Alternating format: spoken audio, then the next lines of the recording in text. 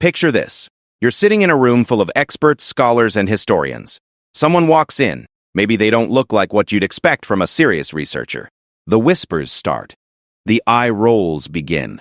Then they open their mouth and say just two words that make every person in that room go completely silent. Black Hawk. Suddenly, everything changes. The dismissive looks vanish. The whispers stop. Because they just realized they're not talking to just anyone. They're talking to someone who holds the key to one of America's most misunderstood stories. A story about a leader who was painted as a savage, but whose real truth would shake the very foundation of how we see American history. What you're about to read isn't just a story.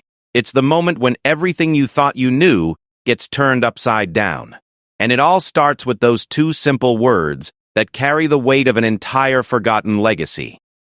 The conference room at the University of Illinois buzzed with the kind of energy that comes when important people gather to discuss important things. Margaret Stevens adjusted her glasses and looked around the mahogany table where 15 of the most respected American historians had assembled for what was being called the definitive discussion on Native American conflicts in the Midwest. Margaret wasn't supposed to be there. At 28, she was younger than most graduate students these professors taught. Her doctorate was fresh, earned from a small state university that none of these Ivy League academics had probably heard of.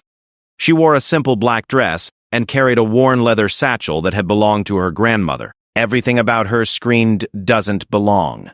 The invitation had come as a surprise. Richard Pemberton, the conference organizer and a man whose textbooks had shaped American history education for decades, had called her personally. "We need a fresh perspective," he'd said over the phone. "Someone to challenge our thinking."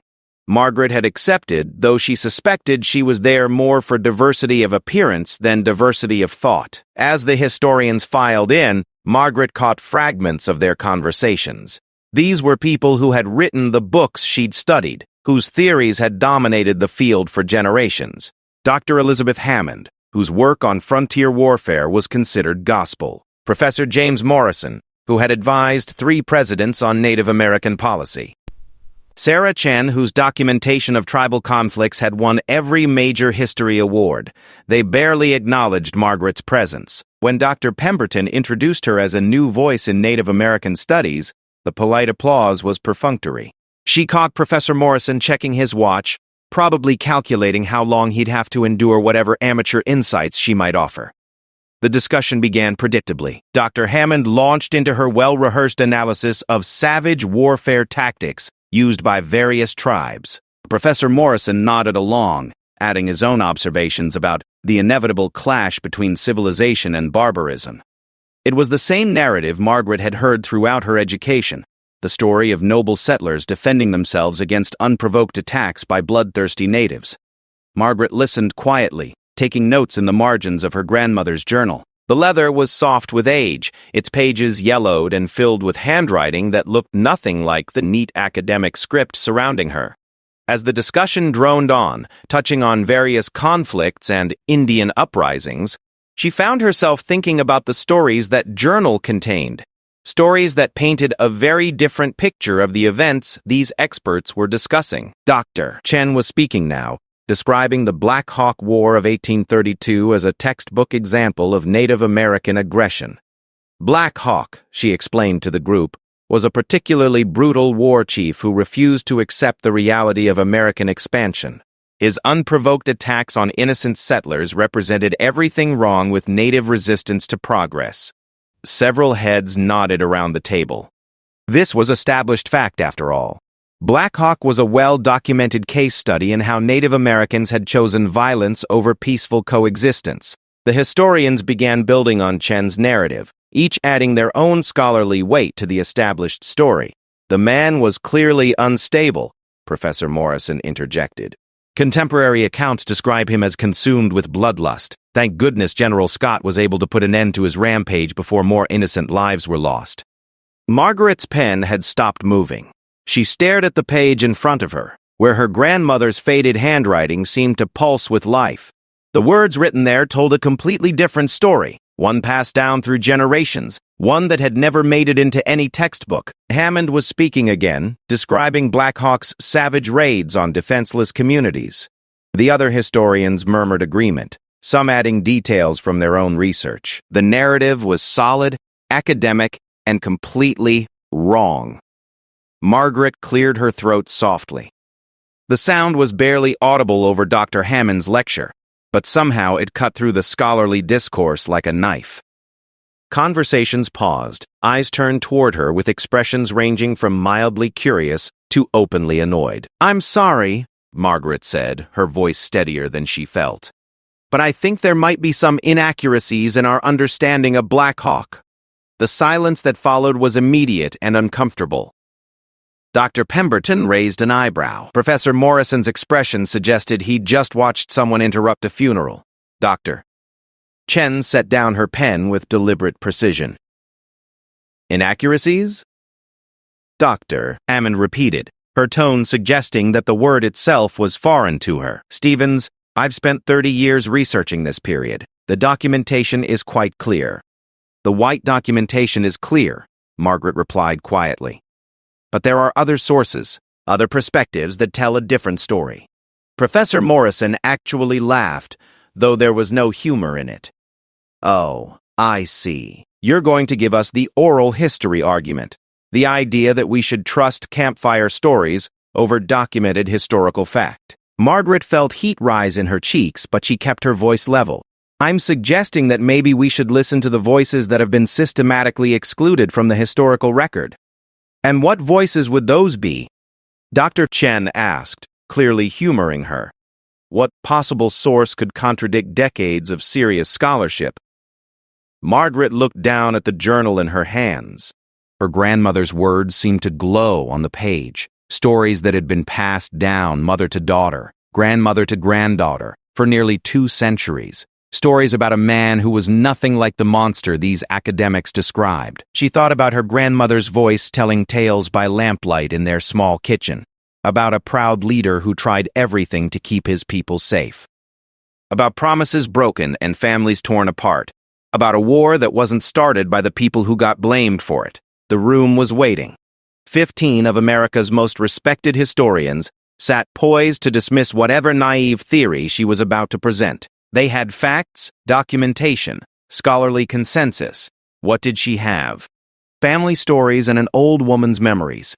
Margaret opened the journal to a page she knew by heart. The handwriting was her great-great-grandmother's, recorded sometime in the 1890s when the pain was still fresh enough to bleed through the ink. "My great-great-grandmother," Margaret said slowly, "was Black Hawk's daughter." The words hung in the air like smoke from a gunshot. Professor Morrison's smirk froze on his face. Dr. Bao. Chen's pen stopped midway to her notepad. Hammond's mouth actually fell open slightly. The silence stretched out until it became uncomfortable, then moved past uncomfortable into something approaching shock. Margaret could see the thoughts racing behind their eyes as they tried to process what she'd just said. She wasn't just another graduate student with theories about historical interpretation. She wasn't an outsider trying to insert herself into academic discussions where she didn't belong. She was a direct descendant of the man they'd been casually dismissing as a bloodthirsty savage for the past hour. Dr. Pemberton was the first to find his voice. When you said you specialized in Native American studies, I didn't realize that I was Native American," Margaret finished gently, "or that I might have personal knowledge of the events we're discussing." Professor Morrison had gone completely pale. He was clearly remembering his comments about Black Hawk being unstable and consumed with bloodlust. Dr. Chen was staring at Margaret as if she'd just materialized from thin air. "The stories you're telling," Margaret continued, "about my ancestor attacking innocent settlers and refusing peaceful coexistence, they're not just historically questionable. They're personally insulting. Because they paint my great-great-grandfather as a monster when the reality was very different." Dr. Hammond cleared her throat nervously. "Miss Stevens, I had no idea about your heritage. But surely you understand that personal connection doesn't override historical documentation." "You're right," Margaret agreed. "Personal connection doesn't override documentation." but it does provide access to documentation that has been ignored or dismissed for over a century. Documentation that tells a very different story about what really happened in 1832. She opened the journal wider, revealing pages covered in careful handwriting in 2 languages. English, and what the academics around the table would probably assume was some form of native script, though most wouldn't recognize the specific tribal language. "My family has maintained oral and written records of the Black Hawk War," Margaret explained. "Records that include my great-great-grandfather's own words about why he returned to Socanook, about what he was really trying to accomplish, about what really happened at Stillman's Run and Bad Axe." Professor Morrison leaned forward slightly, his earlier dismissiveness replaced by something that looked almost like hunger. Academic curiosity was warring with professional embarrassment in his expression. "These records, they've never been made available to scholars?" Margaret almost smiled at the question. "They've never been asked for." Historians have been quite content with the version of events that portrays Black Hawk as the aggressor. It's easier to justify what happened when you paint the victims as the villains. The room was completely silent now. Margaret could practically hear the mental gears turning as each historian began to grasp the implications of what she was saying. If she was telling the truth, if she really did have access to previously unknown primary sources, then everything they thought they knew about one of the most famous Native American conflicts in history might be wrong. Dr. Chen was the first to voice what they were all thinking. If these records exist, if they're authentic, they would represent one of the most significant historical discoveries of the century. "They exist," Margaret said simply. "They're authentic. And they tell a story that's going to make a lot of people very uncomfortable." She looked around the table at the faces staring back at her. These weren't bad people. They were scholars who had devoted their lives to understanding and teaching history. But they were also products of a system that had systematically excluded certain voices from the historical record. "The question," Margaret continued, "is whether you're interested in hearing the real story, or whether you're too invested in the version you've been telling to consider that you might be wrong." Pemberton shifted in his chair. As the conference organizer, he was clearly feeling the weight of what was unfolding in his carefully planned academic discussion. "Ms. Stevens, if you're willing to share these records, to subject them to proper scholarly analysis, it could revolutionize our understanding of this period." "I'm willing," Margaret replied. "But I think you need to understand something first. This isn't just about correcting historical facts. It's about acknowledging that for nearly 2 centuries, American history has been told from only one perspective, and that perspective has done immeasurable harm to how Native Americans are perceived and how they perceive themselves." Professor Morrison was nodding slowly, and Margaret could see that he was beginning to understand the full implications of what she was saying. "The educational impact alone goes beyond education," Margaret interrupted gently. "This is about justice, about finally giving voice to people who have been silenced for generations, about recognizing that history isn't just what gets written down by the winners." The leather journal felt warm in her hands as she prepared to share stories that had been kept within her family for over a century. Stories about a man who wasn't the monster portrayed in textbooks, but a leader trying to protect his people in impossible circumstances. She thought about her grandmother's voice again, the way the old woman's eyes would grow distant when she spoke about their ancestor. He wasn't a war chief, her grandmother had always said. He was a father trying to bring his children home. Margaret looked up at the historians surrounding her, seeing them with new eyes. They were about to hear a story that would change everything they thought they knew, but more importantly, they were about to understand that the voices they'd been ignoring for centuries had been telling the truth all along. "Before I share my family's records," she said quietly, "I want you to understand something. Black Hawk didn't start a war. He tried to come home, and what happened to him and his people afterward wasn't justice. It was tragedy. The only question now is whether you're ready to hear why." Margaret opened the journal to its first entry, written in her great-great-grandmother's careful script. The room remained silent as she began to translate the words that had been preserved for nearly 2 centuries. "My father's name was Makataimi Shikiakiak," she read aloud. "Black Sparrow Hawk. The white men shortened it to Black Hawk, but they never understood what the name meant to our people. A sparrowhawk is small but fierce, protective of its nest. That's what my father was, not a war chief seeking glory, but a protector trying to keep his family safe. Dr. Hammond leaned forward. Your great-great-grandmother, she would have been a child during the conflict? She was 12 when everything changed, Margaret replied. Old enough to remember, young enough to survive what came after. She spent the rest of her life making sure the truth was preserved, even when no one wanted to hear it. Margaret turned to another page, her finger tracing lines of text that seemed to pulse with life. The story you've been teaching begins with Black Hawk's unprovoked aggression in 1832. But my family's records show that the real story started years earlier, with broken promises and stolen land. Professor Morrison adjusted his glasses, his earlier hostility replaced by scholarly attention. The Treaty of 1804 ceded all Sauk and Fox lands east of the Mississippi. That's well documented. What's not documented in your histories, Margaret said, is that my ancestor and his band never agreed to that treaty. They weren't even present when it was signed. According to my great-great-grandmother's account, a group of chiefs was tricked into signing while intoxicated, and they didn't understand they were giving away all tribal lands forever.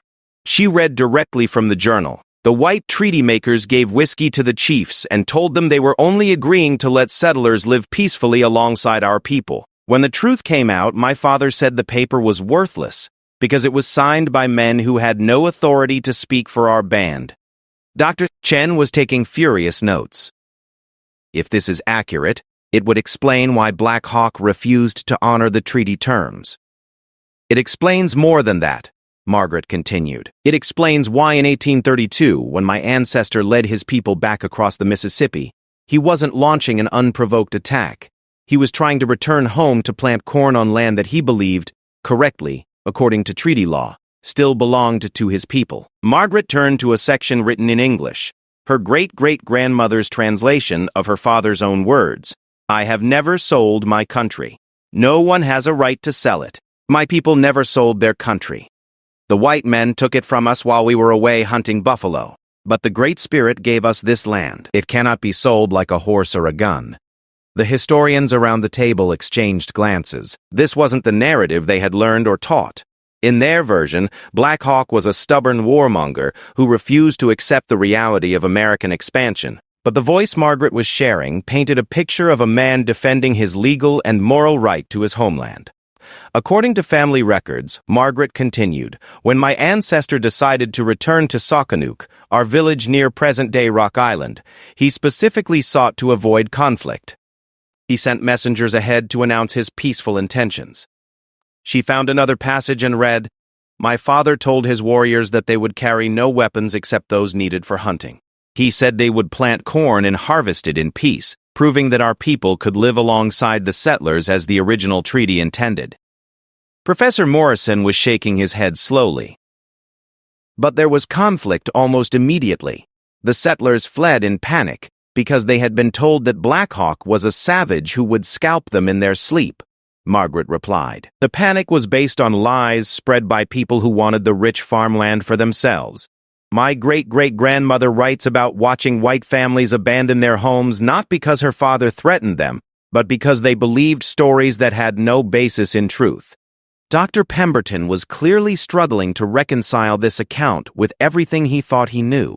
Miss Stevens, what you're describing, it would mean that the entire historical narrative is wrong, Margaret finished. Or at least it's incomplete. You've been telling only one side of the story for so long that you've forgotten there are other sides. She turned to a section that made her voice catch slightly as she read. The white soldiers came with their guns ready before my father had even planted his first seed. They did not come to talk or to make peace. They came to drive us away or kill us. My father realized too late that the Americans never intended to honor any treaty, that they had always planned to take everything. The room was completely quiet, except for the rustle of pages and the scratch of pens as historians frantically took notes. Margaret could see the wheels turning in their academic minds, the implications of what she was sharing beginning to sink in. The first real violence, she continued reading from the journal, came at Stillman's Run. But it didn't happen the way the white history books say. My father sent 3 warriors under a white flag to negotiate with the soldiers. He wanted to surrender peacefully and return west across the Mississippi to avoid bloodshed. Dr. Chen looked up from her notes. Every account I've read says that Black Hawk's warriors attacked without warning. Because the accounts you've read were written by the soldiers who shot down men carrying a flag of truce, Margaret replied quietly. My great-great-grandmother was there. She saw her father's messengers murdered while trying to arrange a peaceful surrender. That's when the fighting really started. Not because my ancestor wanted war, but because he realized the Americans would kill his people whether they fought or not. Margaret's voice grew stronger as she read her ancestor's own words. I saw that peace was impossible. The white men wanted our blood, not our cooperation. So I decided that if my people must die, they would die fighting for their children's future rather than kneeling for the white man's mercy. Professor Morrison was staring at his own notes, comparing them with what Margaret had shared. If this is true, the entire military strategy employed by General Scott was designed to hunt down and exterminate my family, Margaret said bluntly. Not to suppress a rebellion or restore peace, but to make sure that no Native American would ever again challenge white claims to Indian land. She found one of the most painful passages in the journal, her great-great-grandmother's description of the final massacre. At Bad Axe River, we were not fighting anymore. We were running. Women, children, old people, all of us just trying to cross the water to safety. The white soldiers shot everyone they could see. They killed babies in their mother's arms.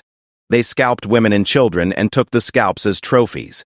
The silence that followed was heavy with horror and shame. These historians had taught about Bad Axe as a military victory, a successful conclusion to a dangerous Indian uprising. They had never described it as the slaughter of families trying to escape to safety. The official reports. Dr. Bulworth, Hammond said quietly, claimed that only combatants were killed at Bad Axe. The official reports lied, Margaret replied simply.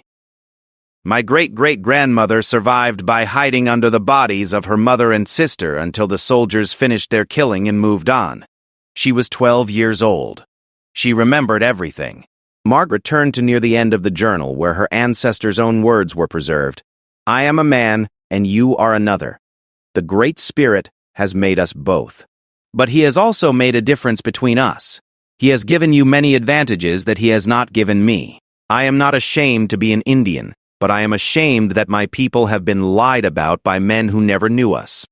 Professor Morrison was shaking his head in what looked like grief. The implications for our understanding of the entire period go beyond academic understanding, Margaret said firmly. This is about recognizing that American history has been built on lies that serve the interests of land grabbers and Indian killers. And those lies have consequences that continue today. She shared another entry. After the killing stopped, the white newspapers wrote that my father was a savage who got what he deserved. They said our people were obstacles to civilization who had chosen war over peace. But we chose nothing. War was brought to us by men who wanted our land and were willing to murder children to get it. Dr. Chen was openly weeping now, though she tried to hide it. How many other stories have been lost? How many other voices silenced?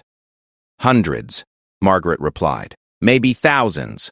Every tribe has stories like this, accounts of what really happened that contradict the official versions.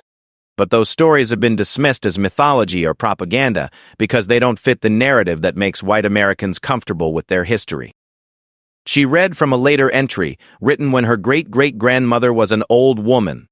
I have lived long enough to see my father become a character in white men's stories. They write books about the noble savage who fought bravely but was doomed by progress. But my father was not noble or savage. He was a man trying to protect his family from people who wanted to destroy everything we loved. There was nothing noble about what happened to us, and there was nothing inevitable about it. It was a choice made by people who valued land more than life. The historian sat in stunned silence as the implications of Margaret's revelations continued to sink in. They were scholars who had dedicated their lives to understanding and teaching the past, but they were realizing that much of what they had learned and taught was incomplete at best, deliberately misleading at worst. Dr. Pemberton finally spoke, his voice heavy with the weight of realization. "Miss Stevens, if your family's records are authentic, and I have no reason to doubt they are, then we've been perpetuating lies for generations. We've been teaching our students to see your ancestor as a villain when he was actually a victim." "Not just a victim," Margaret corrected. "A leader who made impossible choices in impossible circumstances. A man who tried everything: negotiation, compromise, peaceful resistance, armed resistance, to protect his people from genocide, and who failed not because he was wrong, but because the system was designed to destroy people like him no matter what they did." She closed the journal gently, her hands resting on the worn leather cover.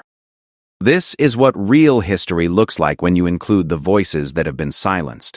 It's messier than the clean narratives in textbooks. It's more painful than the stories that make Americans feel good about their past. But it's true." Professor Morrison looked up from his notes, his face pale with the weight of what he had learned. "What do we do now? How do we even begin to correct centuries of misinformation?" Margaret smiled for the first time since the discussion had begun. "We start by admitting that we've been wrong. We acknowledge that the historical record has been incomplete because it excluded the voices of the people who lived through these events. And then we begin the hard work of telling the complete story, even when it's uncomfortable." She gestured toward the journal. "My family preserved these records not for revenge or to make anyone feel guilty, but because the truth matters. Because my ancestors' real story, the story of a father trying to protect his children, a leader trying to save his people, a human being trying to maintain his dignity in the face of systematic dehumanization, deserves to be told." Dr. Hammond was staring at her hands, clearly processing the magnitude of what she had learned. "The educational implications alone go far beyond education," Margaret finished. "This is about justice. About finally acknowledging that the people who were systematically destroyed by American expansion were human beings, with their own perspectives, their own truths, their own rights. It's about recognizing that history isn't just what gets written by the winners, but what gets lived by everyone." The room fell silent again as each historian contemplated the changes that Margaret's revelations would require. To their scholarship, their teaching, their understanding of American history itself, they were facing the realization that they had been unwittingly complicit in perpetuating lies that had dehumanized an entire people. But they were also facing an opportunity, the chance to finally tell the complete story, to give voice to people who had been silenced for nearly 2 centuries, to practice history as it should be practiced, with integrity, compassion, and respect for all human experience. Margaret looked around the table at the faces of scholars who had been transformed by the truth they had heard. Tomorrow, they would have to decide what to do with that truth. But today, for the first time in nearly 2 centuries, Black Hawk's real story had been heard by the people with the power to share it with the world. 3 months after that transformative meeting at the University of Illinois, Margaret Stevens found herself standing in front of the largest gathering of historians, educators, and Native American leaders ever assembled in Chicago.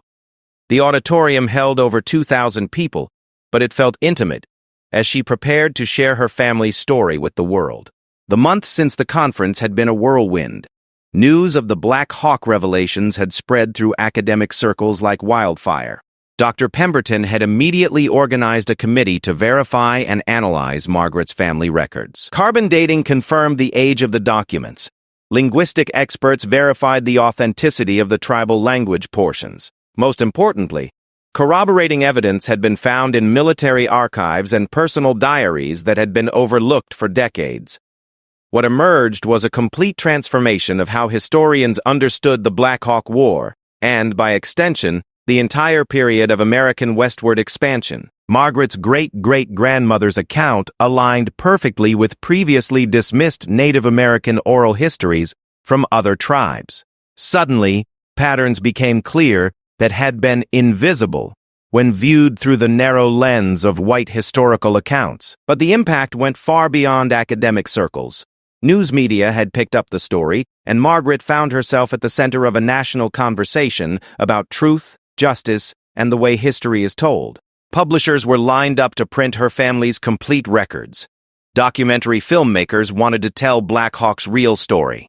Most importantly, Native American communities across the country were sharing their own preserved histories, stories that had been kept alive in families and tribal councils for generations. As Margaret stepped to the podium that evening in Chicago, she carried the same leather journal that had started everything. But now she also carried the weight of being a voice for all the silenced ancestors whose stories were finally being heard. 3 months ago, she began, I walked into a room full of experts and watched them describe my great-great-grandfather as a savage who deserved to die. Today, those same experts are here to listen as we rewrite American history to include the voices that have been excluded for too long. The applause was thunderous, but Margaret could see the mix of emotions in the crowd. There were Native Americans who were finally seeing their ancestors honored as human beings rather than obstacles to progress. There were white historians grappling with the realization that their life's work had been built on incomplete information. There were educators wondering how to teach a more complex but more truthful version of American history. The real Black Hawk, Margaret continued, was not the monster portrayed in textbooks. He was a man who tried every possible path to peace before being forced into a war he never wanted. But his story is important not just because it corrects historical facts, but because it represents thousands of other stories that have been lost or deliberately suppressed. She opened the journal to a passage she had shared many times over the past months, but which still moved her every time she read it. My father knew he could not win a war against the United States. He was not stupid or delusional. He simply reached a point where dying with dignity seemed preferable to living without it.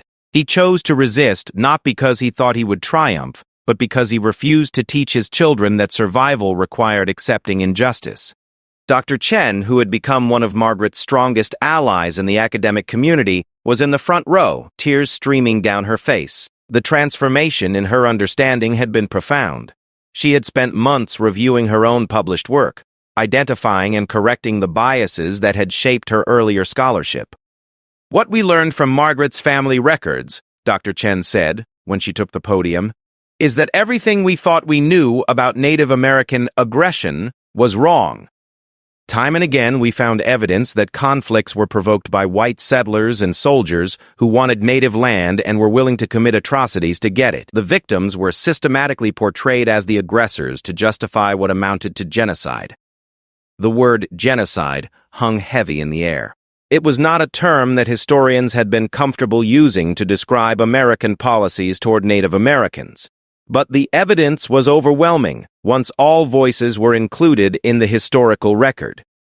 Professor Morrison, who had undergone his own transformation since that day in the conference room, addressed the crowd next. I have taught American history for 30 years, he said, his voice breaking slightly. I thought I was teaching truth. I now realize I was teaching propaganda that served to justify the unjustifiable. Black Hawk's real story forces us to confront the fact that much of what we call American heroism was actually American terrorism, directed at innocent families. The impact on education had been immediate and far-reaching. School districts across the country were requesting new curricula that included Native American perspectives. Teachers were being trained to present complex historical truths rather than simplified narratives that portrayed one group as heroes and another as villains. Margaret shared examples from her great-great-grandmother's writings that illustrated how thoroughly the historical record had been distorted. The white newspapers wrote that my father's warriors scalped and tortured their enemies, but my grandmother wrote that it was the white soldiers who took scalps as trophies and tortured prisoners for sport. The truth was turned completely upside down. But perhaps the most powerful moment of the evening came when Margaret introduced her grandmother, now 93 years old, who had flown in from the reservation in Iowa.